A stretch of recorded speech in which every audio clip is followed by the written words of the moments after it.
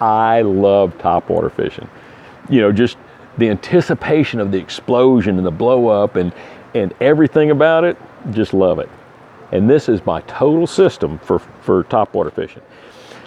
I like braided line. The reason for braid is why it floats. Plus the other thing is you can make super long casts. So floating line, you got topwater, it keeps your bait up. Now there's an issue with braided line. Now I put this both on my spinning and my bait casters. So if I'm throwing a little KVD splash, you know, and I have it on a spinning rod, you know, I might have 20-pound smackdown and I can make super long cast and pop, pop, pop, and it walks and pops. But if something hits it way out there, I got them. There's an issue with it. What happens? You're working a bait that walks left and right. Maybe it has a prop on the front and the line comes back, the braid, and tangle up on your hook, so you have issues.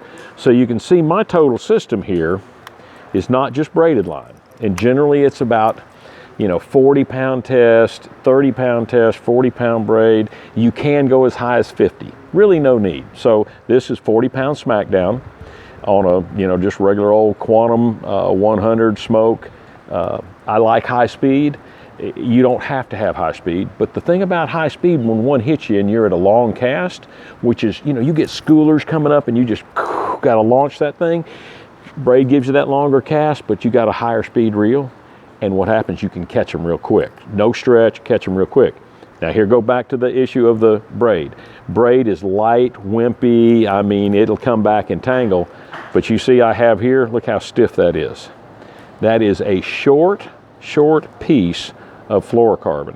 I used 15, I used 20, and you're going with fluorocarbon sinks. That's why you don't throw topwater on fluorocarbon.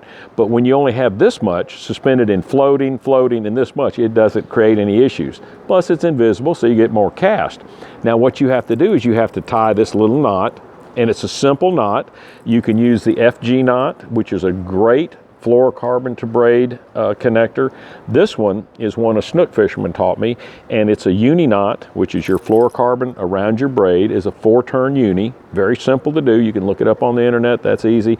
And then this is the braid around your fluorocarbon, is a 12-turn improved clinch knot. So basically you just put, you know, once you get that uni done there, you put your finger here, you got your braid, you wrap it around 12 times, come through the bottom and then back through, cinch it down, it grips and grabs. Very quick to tie, very strong, but look what happens. You put a piece of fluorocarbon on there and it's stiff.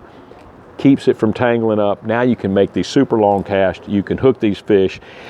Now, so that's our connector to the bait, and that works on every topwater bait, whether you have a prop, whether you have a walk the dog like a sexy dog, whether you have a KVD splash. So we got our reel, our line, our connector, and then it comes to the rod. And what you want on a rod is, I like something shorter, okay? I'm working baits. Topwaters are usually not just throwing reel, you know, so I'm working a sexy dog, so I'm popping and twitching. And to be able to do that, I like a little shorter rod.